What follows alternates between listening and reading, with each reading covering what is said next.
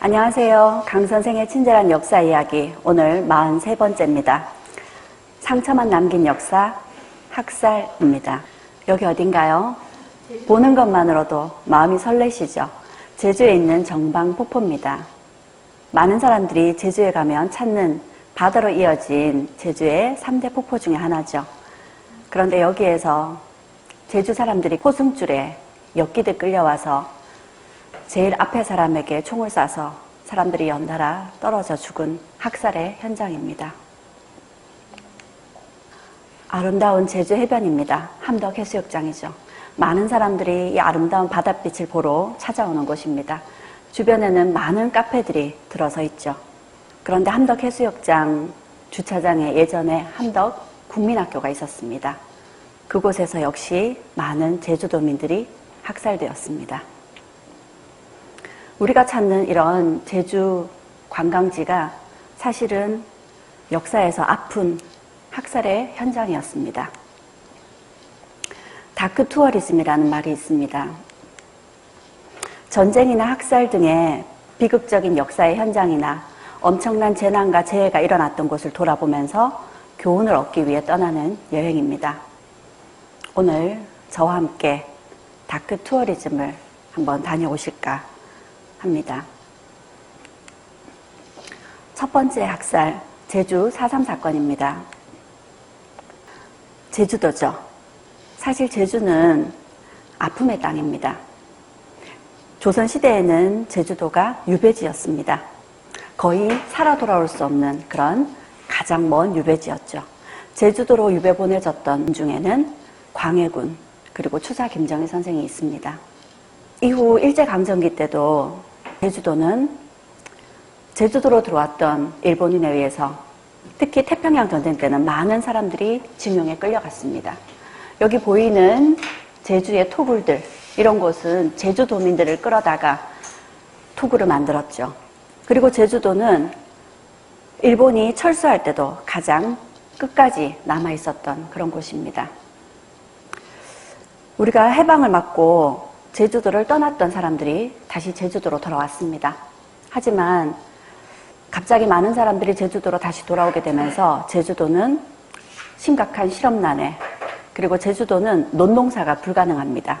또 심각한 기근에, 그리고 콜레라라는 전염병까지 번지게 되면서 해방 이후 제주도는 굉장히 흉흉한 곳이었습니다.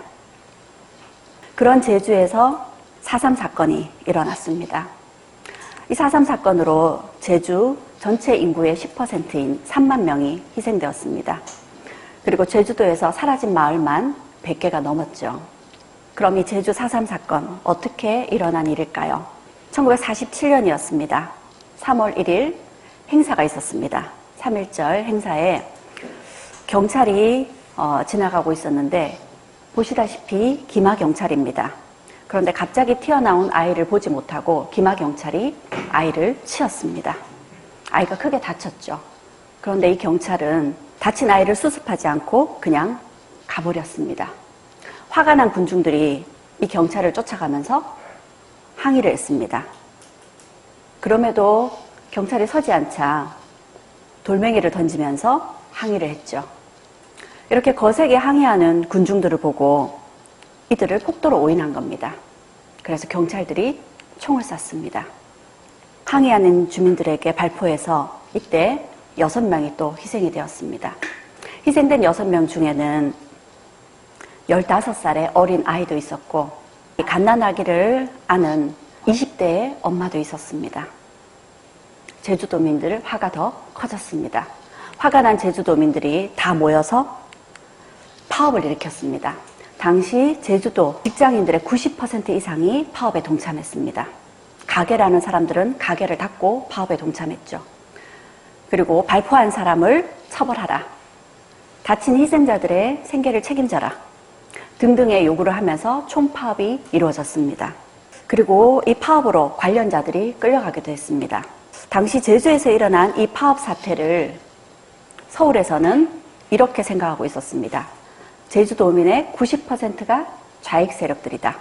그리고 당시 미군정 보고서에도 총파업은 당시 좌익 세력이었던 남조선 노동당에 의해서 선동된 것이다. 제주도민들 70%가 좌익이나 그 동조자들이다. 그렇게 오해를 하고 이 파업을 진압하려고 많은 경찰들 그리고 군인들까지 투입이 되었습니다. 그리고 1년 만에 2,500명이 수감되었습니다. 이 1947년 3.1절의 이 일은 제주 4.3 사건의 도화선이 되었던 사건이었습니다. 그리고 제주 4.3 사건의 직접적인 발단이 된 일이 4월 3일 날 있었습니다. 남조선 노동당 350여 명이 12곳의 경찰서를 습격합니다. 그리고 우익단체를 공격하고 우익단체의 가족들을 공격했던 거죠. 이 사건으로 또 많은 사람들이 끌려갔습니다. 당시 이 문제를 해결하려고 육지에서 많은 사람들이 제주도로 들어왔습니다. 당시 여기에 있는 김익렬 구연대장은 당시 이 제주 4.3 사건에 대해서 이렇게 이야기를 합니다. 경찰과 도민 간의 마찰로 벌어진 일이다. 이런 일에 군을 투입해서는 안 된다. 라고 주장했지만 다른 사람들의 생각은 달랐습니다. 제주 사람들을 폭도로 그리고 좌익 세력으로 단정을 지은 거죠. 그리고 이 사태를 빨리 해결하려고 했습니다. 왜냐하면 1948년 4월 3일 이후에 일어났던 일이고 그 당시에는 5월 10일에 총선거가 예정이 되어 있었거든요. 그래서 이 총선거를 무사히 치러야 됐었고 총선거를 방해하는 남쪽에 있는 남조선 노동당 그 관련자들을 잡아들여야 됐던 거죠. 그렇게 강경한 진압이 이루어지게 되고 많은 사람들이 끌려갔습니다. 그리고 예정대로 5월 10일 날 총선거가 이루어졌었죠. 그런데 이 총선거 전까지도 무장대의 선거 방해 활동이 계속되었고 선거관리사무소가 습격당하기도 하고 선거위원들이 살해당하기도 했습니다. 50 총선거에서는 90%가 넘는 투표율로 총선거가 무사히 진행되었지만 제주도는 그렇지 않았습니다. 3개의 선거구 중에 2곳이 이달로 선거가 무효가 되었죠. 그리고 총선거가 끝나자 계엄령이 선포됩니다. 1948년 11월 17일 날 초토화 작전이라는 명령이 떨어졌죠. 그리고는 해안선에서 5km 이상 지역에 출입하는 사람들은 폭도로 간주하겠다. 그래서 무조건 사살한다는 계엄령이 떨어졌습니다. 당시 중산간 지역에 살고 있던 사람들은 꼼짝없이 폭도로 오인받게 생겼습니다. 육지로 내려간다고 해도 안전할 수 없겠다고 생각한 사람들은 더욱더 깊은 산속으로 들어갑니다.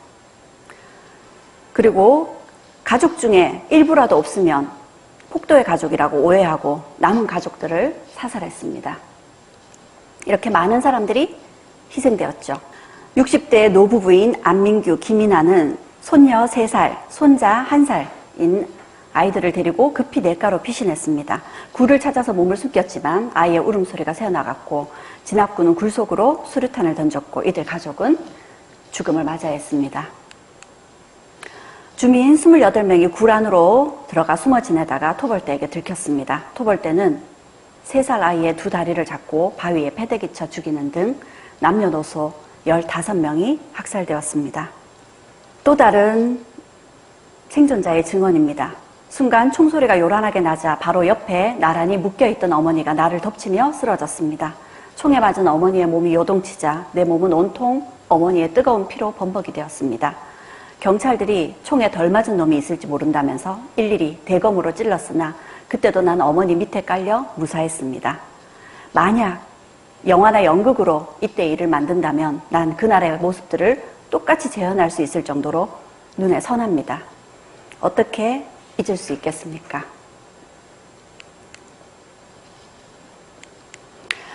돌아가신 진아영 할머니는 1949년 1월 제주시에서 아무 이유 없이 군경 토벌대 총격에 맞아서 아래 턱이 사라져버렸습니다. 세상에 이런 일이 있을까? 턱이 없더란 말이야. 제대로 먹지도 말하지도 못하며 평생을 살았지. 2004년에 90살에 돌아가실 때까지 할머니는 무명천으로 아래 얼굴을 감싸고 살아오셨습니다. 그래서 무명천 할머니라고 불렸지요. 양은아 어머니의 중언에는 둘째 아들도 며느리도 큰아들도 모두 내 눈앞에서 잡혀갔어. 모두 걱정 말라면서 떠나갔는데 아무도 안 돌아와. 아직도 가슴이 가득해오며 목에서 피가 쏟아져 나와. 너무 억울해서 나는 몇백 년이고 아들을 다시 보기 전에는 죽을 수가 없어. 절대로 죽을 수가 없어. 1949년 3월에 피난민이 귀순할 시에는 용서를 해주겠다는 사면정책이 발표되었습니다. 그리고 5월 10일에는 제주에서 다시 재선거가 이루어졌죠. 그리고 6월에 무장대의 총책이었던 이덕구가 사살되면서 제주 사슴 사건은 끝이 보이는 듯 했습니다. 하지만 1950년 한국전쟁이 다시 발발하게 되면서 보도연맹에 가입됐던 자들, 피난민들의 가족들이 사살되었습니다. 4.3 사건으로 형무소에 수감 중이었던 관련자들도 직결 처분으로 모두 사살되었습니다. 그렇게 제주 4.3 사건은 끝나지 않았고 1954년 9월 21일에서야 한라산 금지구역이 전면 개방이 되면서 7년 7개월 만에 제주 4.3 사건은 끝이 났습니다. 제주에 가면 너분숭이 애기 무덤이라고 있습니다. 너분숭이라는 건 납작한 넓은 돌을 뜻하는데요. 당시에 희생된 사람들의 유해를 임시로 수습할 수밖에 없었습니다. 그리고 제주 4.3 사건이 끝나고 난 후에 어른들의 시신은 다시 새로 매장을 해드렸죠. 하지만 여기에 있는 어린 아이들의 시신은 그대로 임시 매장했던 그때 그 모습 그대로입니다.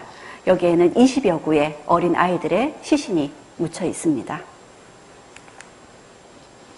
1992년에 다랑시 굴에서 학살되었던 당시 제주 주민 11명의 그런 유해가 발견되었습니다. 1992년이었어요. 하지만 이때도 이들이 왜 죽어갔는지 이들에 대한 진실을 알리고 조사를 하고 이들의 유해를 위령제를 모시면서 제대로 유해를 수습할 수 없었습니다. 급히 이들의 유해는 화장이 되어서 바다에 뿌려져야 했었습니다.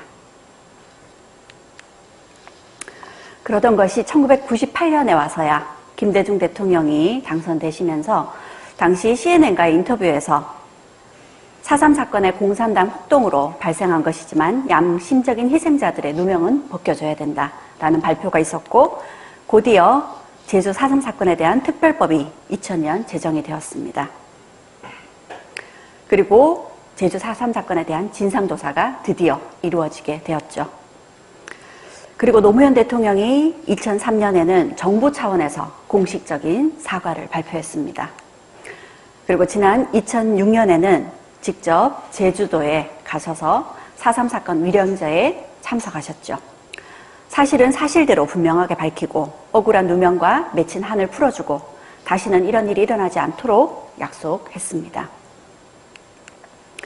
그리고 지난 2008년 제주에는 4.3 평화공원이 만들어졌습니다.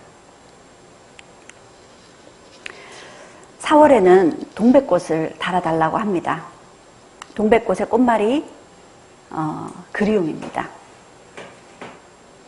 이제야 드디어 4.3 사건에 대한 진실이 조금씩 알려지고 있습니다. 그리고 그런 진실이 알려지고 이런 억울한 죽음을 당한 분들의 넋이 조금이라도 위로될 수 있는 그런 기회가 오고 있습니다. 더 많은 사람들이 관심을 갖고 이들을 기억해 줘야 될 것 같습니다.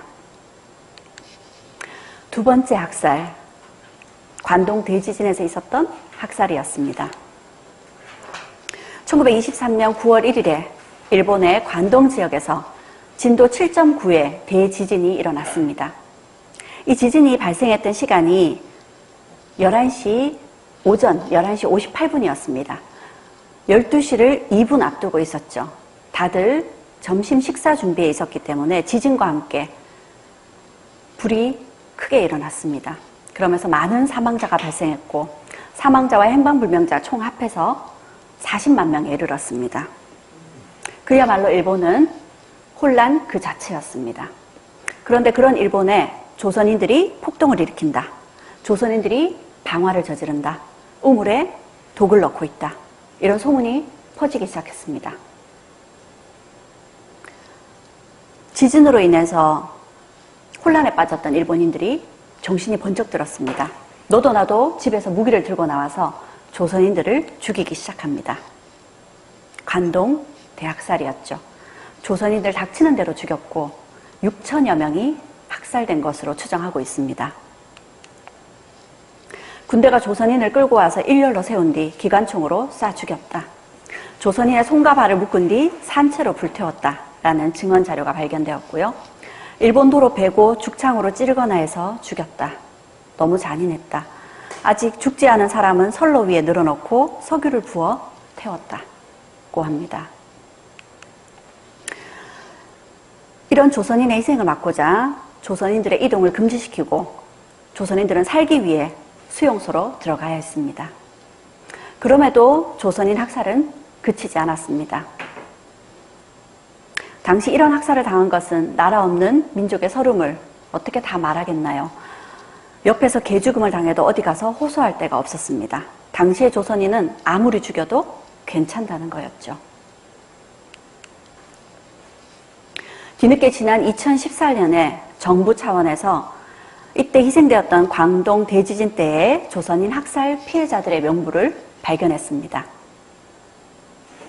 경남 창원, 경남 함안, 울산 출신의 이들은 쇠갈코리에, 죽창으로, 곡괭이에 잔인하게 학살되었습니다. 이런 사실이 밝혀졌음에도 일본 정부에서는 일본 정부와 관계없는 일이다, 이렇게 이야기를 하고 있습니다. 아무런 책임도 지지 않겠다는 거죠. 그런데 한 개인이 일본을 대신해서 조선인 학살 문제에 대해서 일본인으로서 깊이 사죄하고 책임을 통감한다고 당시 우리나라의 조선일보와 동아일보에 공식적인 사과문을 실었던 이가 있습니다. 후세 다츠치입니다. 일본인 변호사였습니다.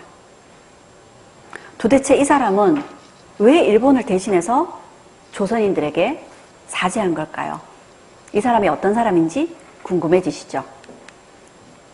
후세 다츠치는 영화 바결에도 등장합니다.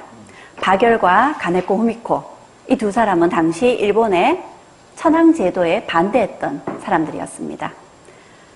그렇게 감옥에 갇혔던 이들을 변호했던 이가 후세 다츠치였습니다. 그리고 후세 다츠치는 1919년 2월 8일 날 일본의 도쿄에서 독립선언문을 발표했었던 조선인 유학생들이 체포되자 그들의 변호를 해주기도 했었습니다.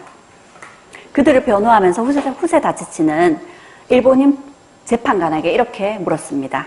재판관님, 조선을 무엇이라고 생각하십니까? 갑작스런 질문에 재판관이 아무런 말도 못했겠죠. 그러자 후세 다츠치는 조선의 독립은 정당한 요구이며 오히려 그들을 탄압하는 것 자체가 위법입니다. 법에 근거해서 법이 강자의 편에 서지 않도록 이렇게 변호해줬던 이가 후세 다츠치였습니다. 그 때문에 후세 다츠치는 일본에서 변호사 자격을 박탈당하기도 했습니다.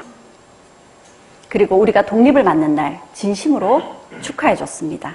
그러면서 이날은 자신에게도 자유의 날이라고 이야기하셨죠.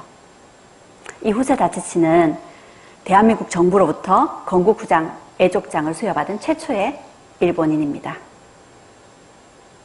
후세 다츠치와 같은 이가 또 있었습니다. 당시 일본인 학살이 가장 많이 자행되었던 지역이 요코하마 지역입니다. 이 요코하마 지역에 스루미라는 지역에 1000명이 넘는 자경단들이 스루미 경찰서를 둘러싸고 스루미 경찰서장에게 조선인을 내어놓으라고 성화를 부렸습니다. 당시 스루미 경찰서의 오카와 서장이 조선인 220명과 중국인 70명을 보호하고 있었던 거죠.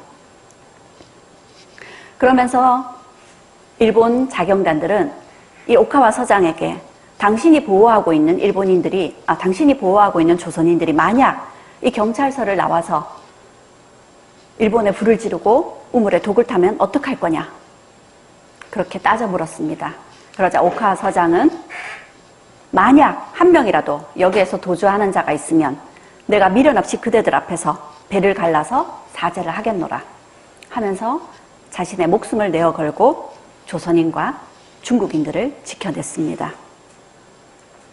그리고 이들을 안전한 곳으로 피신시켜주기까지 했습니다. 후에 이들 오카와 서장 덕분에 목숨을 구했던 조선인들은 다시 오카와 서장을 찾아와서 이렇게 감사장을 전달하고 일본의 지진 피해를 함께 복구하는 데 힘을 보태었습니다. 그리고도 이 조선인들은 오카와 서장에 대한 고마운 마음을 잊지 않았습니다. 이 일이 일어났고 30년 후였습니다. 1953년 우리가 해방이 되고 난 이후에도 30년 만에 다시 오카와 서장을 찾아와서 오카와 서장이 돌아가셨지만 그의 위패가 안치되어 있는 절을 찾아가서 여기에 감사비를 세웠습니다. 그 감사비에는 이렇게 적혀 있습니다. 관동 대지진 당시에 유언비어에 의해 격앙되었던 일부 폭민들이 스루미에 사는 조선인들을 학살하려는 위기가 있었을 때 당시 스루미 경찰서장이었던 고 오카와 스네요시는 죽음을 무릅쓰고 폭민에 강력히 대응하여 300여 명의 생명을 구한 것은 참으로 아름다운 미덕이다.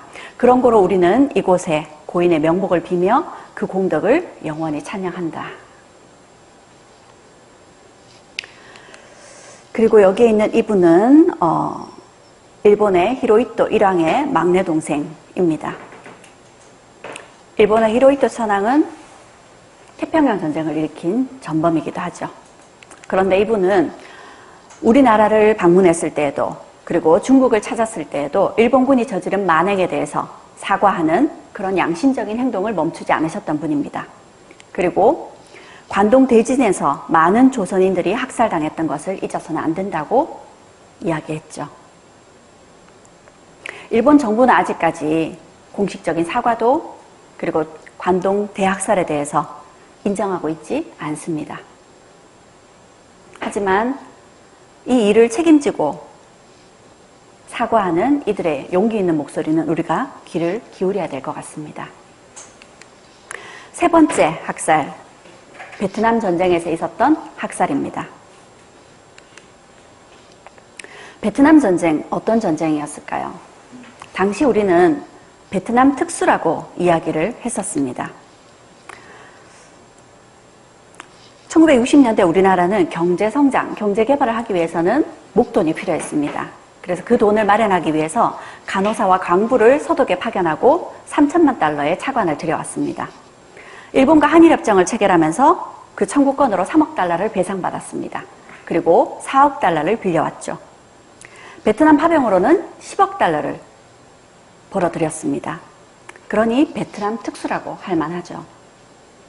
당시 한국군 이끌었던 사령관 최명신 장군은 나와 장병들은 고국의 가난을 물리치기 위해서 하나가 되었다라고 하셨습니다.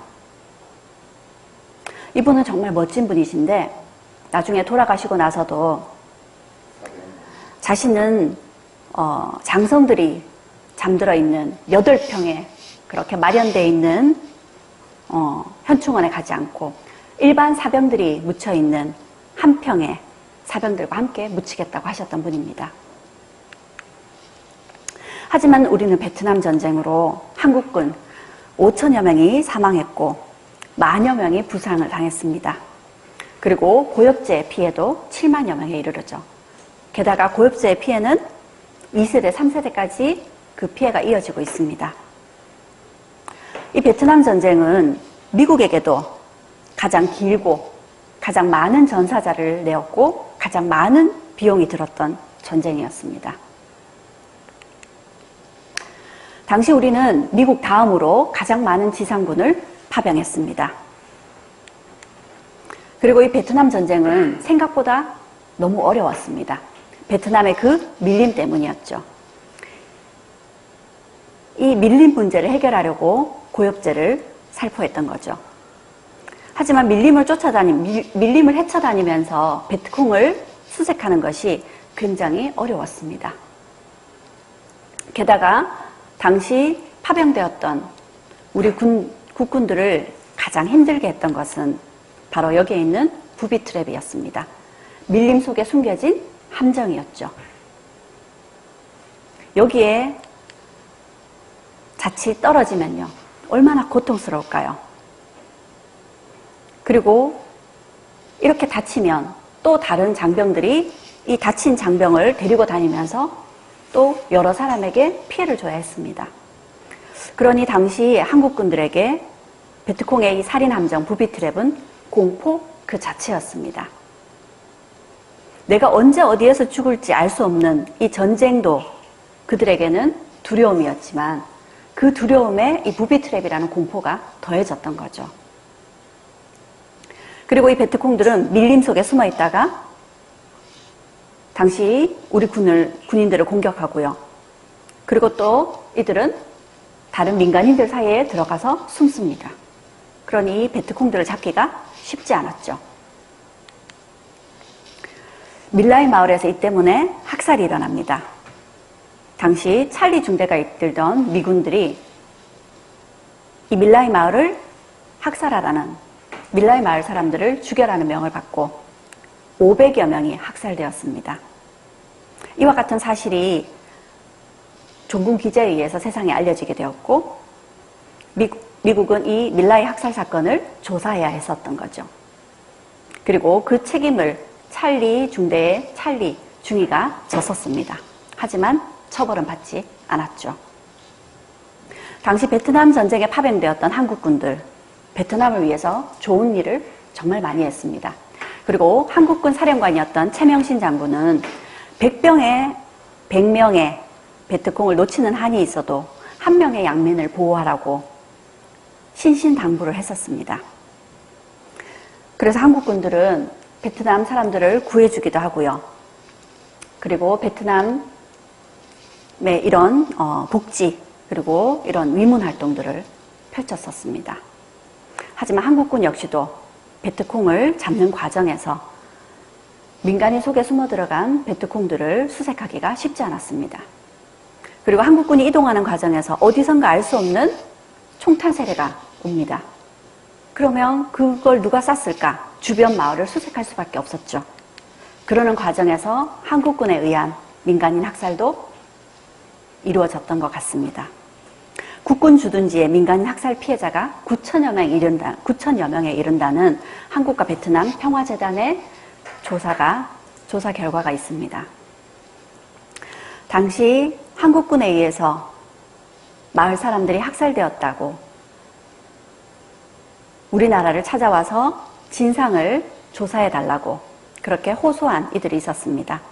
폭립폭런마을에 응우엔 티탄 두 여인의 이름이 같습니다.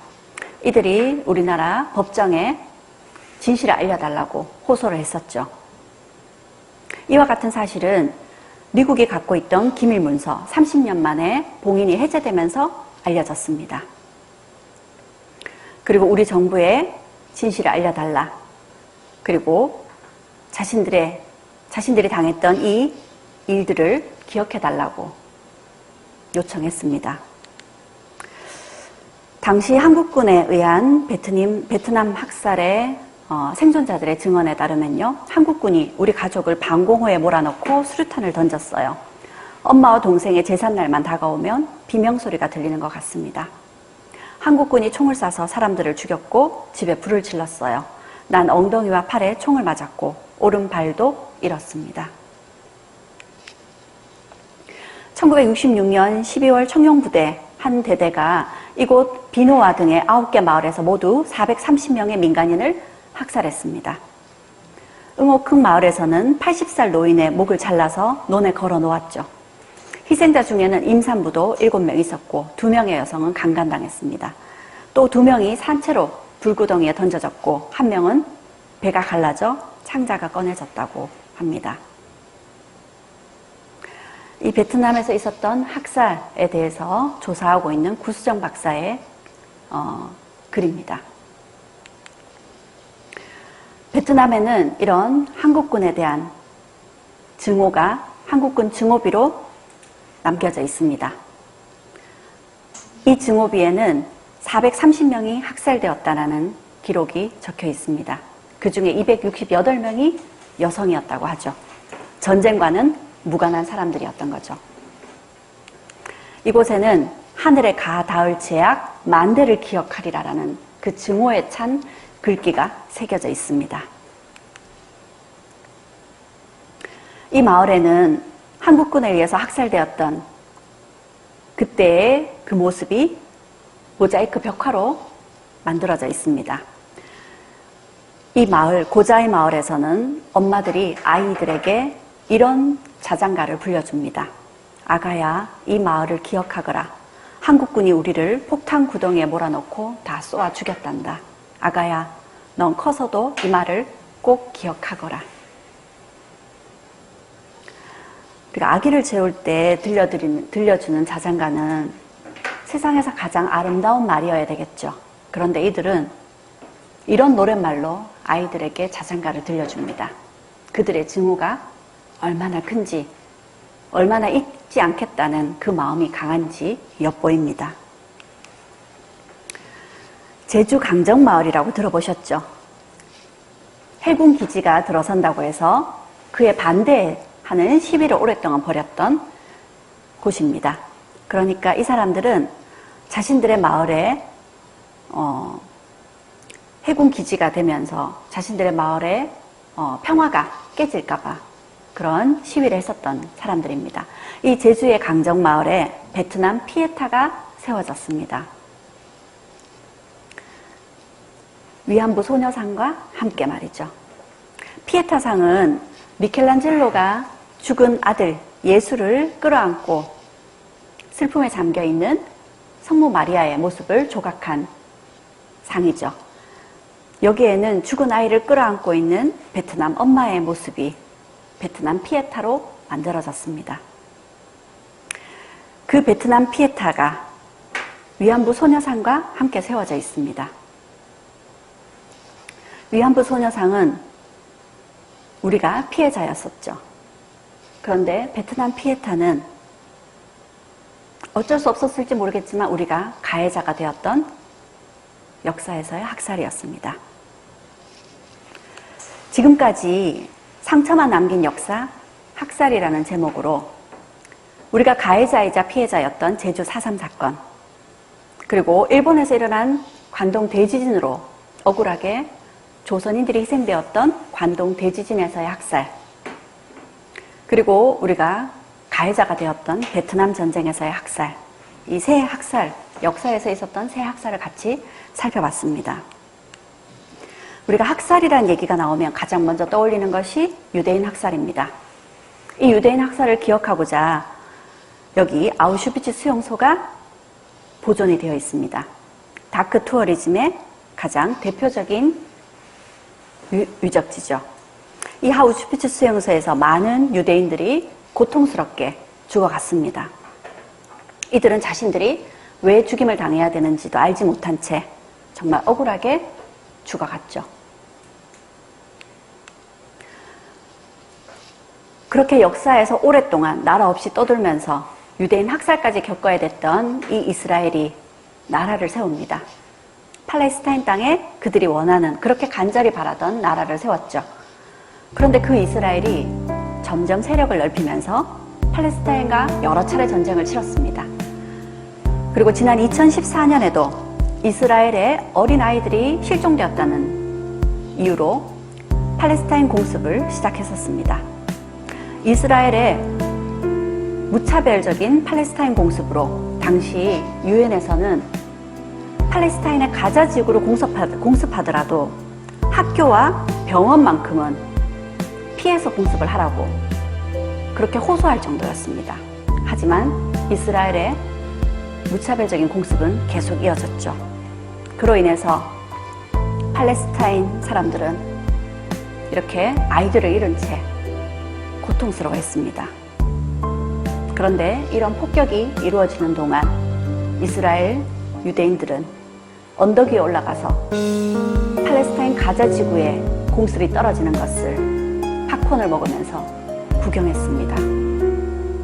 이스라엘은 자신들이 그렇게 억울하게 당했던 유대인 학살의 역사를 벌써 잊은 걸까요?